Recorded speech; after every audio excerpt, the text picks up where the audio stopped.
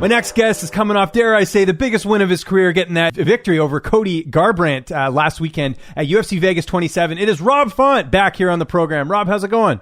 I'm good, brother. How you doing? Doing well. That intro is a little slow, but I'll pick it up here in a bit. But congratulations, man. That was a fantastic victory. Outside of getting a finish, was that as good as that fight could have gone? Yeah. Obviously, obviously, I always aim to try to get a finish, but he was tough, man. He hung in there. I hit him some big shots. He didn't go anywhere, and I think it couldn't have gone any better. We stood behind our jab and we picked him apart. And I know, obviously, finish, you don't get paid by the hour. It's obviously better to get the finish. But in some ways, are you glad you got to show that, hey, you can go 5 rounds if it needs to go that long? And it seemed like you were pretty fresh even in that 5th round. Yeah, I felt great. Definitely, there wasn't at one point where I was even thinking about the conditioning or the cardio. If anything, I picked it up every single round. Yeah, and obviously we didn't want to have to go the whole 5 rounds, but it is nice knowing that I can go 5 rounds. Yeah, and get that experience too, right? Just to show everyone else, there's no issues with cardio, whatever. So it was a good performance. Tyson is he's always studying up on opponents, and he's got the notebook out. I know because I've talked to him about it. So I know the game plan going. It was pretty specific. Was there anything that was unexpected in the fight though that maybe you weren't anticipating when you fought Cody? No, we knew the leg kicks are coming. We knew the big shots are coming, and we even Tyson even predicted the takedowns. We've been wrestling since we got this fight. We knew he's going to shoot. We're going to start. We're going to make him feel the pressure with the jab and just being the bigger guy, and eventually he's going to shoot. And that's exactly what he did. And I think that's what really made him tired was getting into those wrestling exchanges. And I think there was nothing that surprised us at all, in this fight at all. What would you say has been the biggest difference between the Rob Font now and the Rob Font a few years ago? And the reason I mention that is, you're coming off 2 of the biggest wins of your career. I mean, earlier in your UFC career, you'd win a couple and then say you'd lose like in a Sunsao or a Munoz or something like that. Yeah. What's changed in your opinion? What do you think is sort of turned the corner for you? I know it sounds crazy. I'm just, I'm not trying to be perfect. I'm not trying as hard and just going out there and literally just flowing and having more fun with it. I think before I was trying to be the force things and make it be perfect, or I wouldn't go if it wasn't a perfect time to go. Now it's just having fun and making it up as we go. How did you celebrate after the win? Oh man, we didn't do too much. We had a couple drinks and some pizzas, but we did, we couldn't do too much. Definitely locked up in the bubble, but we still got a couple more days to celebrate. So of course, the cartel victory tour, right? As they call it, I'm sure. What's been the feedback from the UFC? I'm sure Tyson or yourself, you've talked to the UFC. I'm sure a lot of good feedback because it was a main event. It's a bit different than say just a regular fight. Yeah, no, it's just one of those things that it sucks that I'm in a weird position right now because we still got to wait for the champ to, come back. Obviously defend the belt. And then we still have the Cody Sandhagen, TJ fight. So it's kind of tough, but just basically just stay ready, be ready. And what about the fans? Social media following, I'm sure, went up a little bit. I mean, probably, because your last win was a finish. This one was a decision, but over a former champ. So I imagine, you're kind of getting used to that, people are showing you the love, right? Yeah, no, definitely. I can definitely feel the love. I definitely appreciate all the love and all the shout outs. And it's hard to get back to everybody, but, if you reached out, I really do appreciate it. But yeah, I'm definitely feeling the love. And, I just can't wait for the next one. That's it.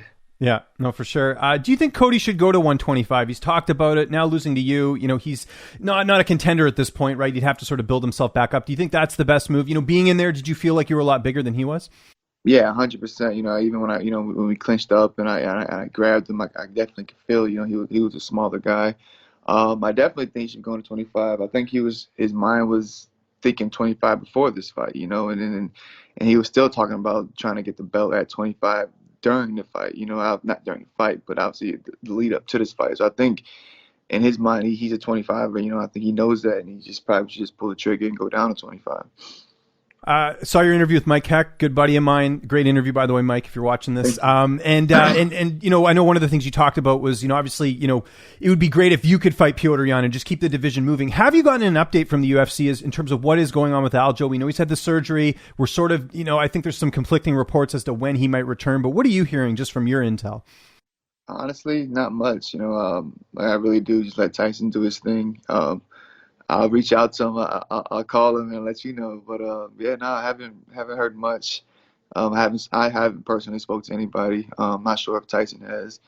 But you know, we definitely know he's out for a few. You know, Petr Yan's out there.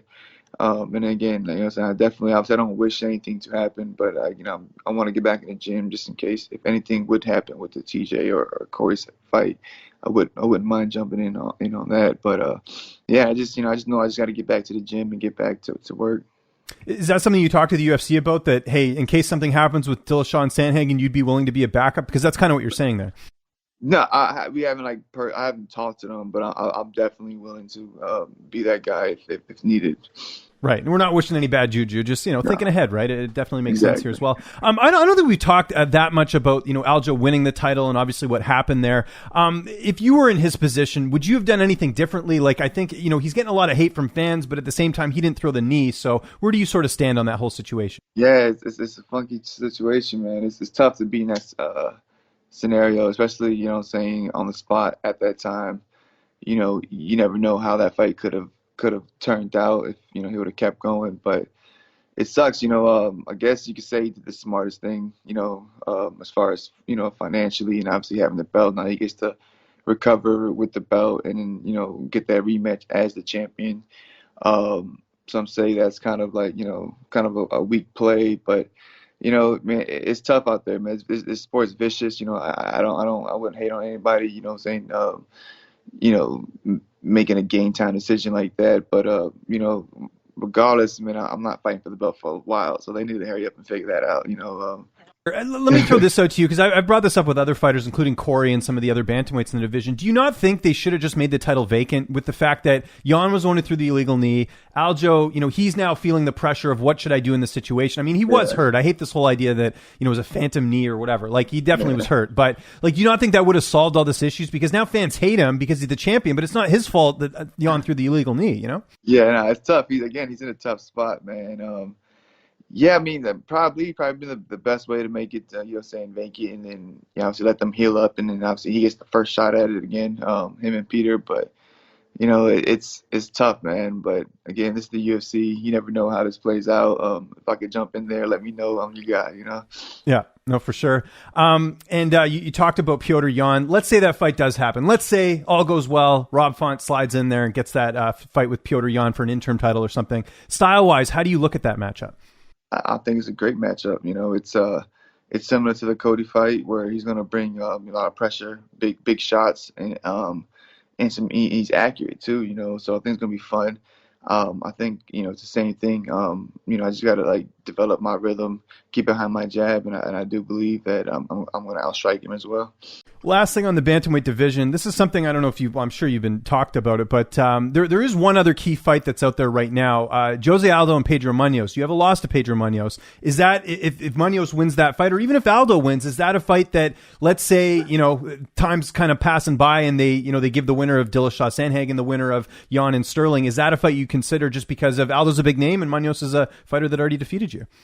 Yeah, I mean that'd be, I guess, worst case scenario. If I'm waiting for you know, a long time, wouldn't mind, you know, obviously getting that W back. And then Jose Aldo is a big name as well, so that could be, you know, a situation that could work out, but I would rather not, you know. Right. But even so, that's not a bad worst case scenario. Yeah. I mean, especially if you're fighting Aldo, he's a former champion. It would be another UFC champion you would fight on your resume, a former UFC champion, right? Yeah, no, definitely. You know what I'm saying? I have a lot of respect for those guys. Wouldn't mind getting that W back from Pedro. And then again, you know, fighting a legend like Jose Aldo, you know, definitely can't hurt. So that's an option, but hopefully it's the last option.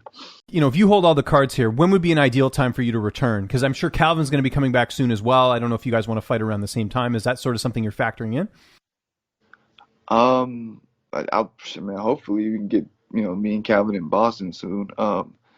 But I haven't really thought about it. Definitely don't want to sit too long.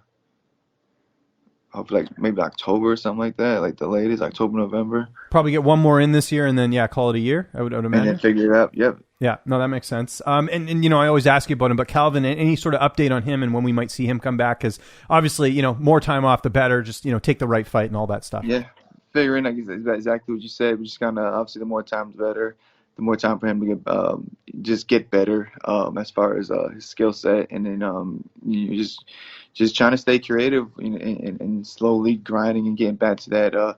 Obviously that conditioning he was at, but just slowly getting better with his technique and skill set really. And then again, like the fights they're not going anywhere, so he's in no rush. So probably late fall, maybe winter is kind of what we're looking at now in terms of his next fight, just based off what you've seen in the gym. Yeah, 100%, if not even longer, but for sure looking like at least the winner. And how much did he help you for this camp? Because I know he's like one of your main training partners, but if he's not sort of going full force, how much did he sort of help you for this fight? Just a lot of drilling, lots of drilling, lots of wrestling. We wrestled a lot this camp. We knew it was going to go to the ground, so it was a lot of like just to position and a lot of wall work, and then just being there for sparring, and obviously being in my corner as I sparred. We got the Ultimate Fighter coming up here pretty soon. Someone I know you know very well. I know very well as well. Mitch Raposo. Tell us about, for those who've never seen Mitch fight, and as someone who gets to work with him a lot, what can we expect this season from him on the Ultimate Fighter? Because I can't wait to see him on there. Oh man, the kid's explosive. He's hungry. He's one of those guys that literally watches and trains MMA all day long. He's hungry. The kid has all the skill sets from wrestling to striking, and he's explosive. He can submit you. I'm excited for him. He's gonna impress a lot of people, man. Like, he impressed me the first day I've ever seen him just shadow box. I knew something was special with him. So you know what I'm saying? If I've seen it, I know the world's eventually going to see it as well. And just to give people an idea, I mean, he's a really young kid. He's been at UFC events with you. He's got to, train with you and stuff like that. So just, I mean, think about that for a lot of people out there. Young kid getting to work with one of the best bantamweights in the world. Like, kind of give people an idea of how much he has been a part of your camps in the past. Yeah, he basically was, my sparring partner for almost all my UFC fights, like since I want to say 2017. So he's been one of my main sparring partners. He helped me a lot with this fight before he went to the Ultimate Fighter. Again, he has it all. He has it all from wrestling to speed to power to then all he needs is the time in the ring, the experience. But the kid is dangerous, and I'm not just saying that. Like he takes me down at will, and he beats me up on the regular. So yeah, I'm excited for him. Okay, and what's the plan for the rest of the week? You talked about the victory tour. Anything planned for this weekend? What are you guys getting up to? Right now, just trying to enjoy the family, eat as much as I possibly can, and trying to sneak on that golf course as much as possible. Yeah, any tee times planned? Who's going golfing with you? I'm going solo tomorrow. Calvin's in Texas right now visiting his sister, but I'm going solo tomorrow, and then obviously once he gets back, we're gonna get back out there. How much have you played this year? How many rounds? Oh, just four rounds. Wow. We had in 4, yeah. We I had a time in Vegas set up, but it rained. Like at all places it rained, but slowly getting back out there. Now I have the time. So I'm seeing. And the weather's getting better. I'm sure there's going to be a lot of tee times going forward. So exactly. That should be good. Who's the best? Here? Let me ask you a question. Who's the best MMA fighter golfer that you've golfed with, or is it Rob Font? Who is it? Oh man, I haven't really played with too many other people. I guess the sample size is kind of small. Calvin, I know Rico DeShulo plays as well. Like I don't know. Rico's probably the best, honestly. Is he really? Okay. Yeah, nah, he's legit, man. He's legit. Rico's the man. I should probably hit him up actually, but he's serious, man. He takes it very serious. He's always out there. I believe he just came back from like Virginia or something like that. He was just out there golfing, but. Rico's probably. It's tough, man, because it's like how golf is. You got to be consistent. That's the big thing. Yeah, so it's kind of like, but I've seen him pull off some crazy shots. So definitely Rico's up there. Obviously Calvin's up there. And I'm trailing right behind these guys. I'm trying to catch up to these guys. It's tough, man. I know. I played a ton this year, and I played my worst game last weekend. Calvin's brother is impressive. Watching him swing, is listening to the ball just take off is impressive. It's hard, man. It's a hard game, but I have my days, and like these solo sessions are tough because I'll pull some stuff off and there's nobody there to see it. So it's like it's funny, man. Like I feel like I some of my best shots nobody's ever seen, man. Well, here's what you do, man. You get your girl to come out with you. She can caddy, and then record some things, and then you'll be, then like the one good shot, you can say, "Oh, I played great all day," and then everyone will believe you, right? So there you go. That's it. Who's the worst golfer you've played with that's a fighter? Is there anyone that stands out? Is Rebello any good? Have you played with him? I haven't played with him, man. I don't even think we'll be able to get him out there. Tyson's pretty bad, but he has the truth comes out.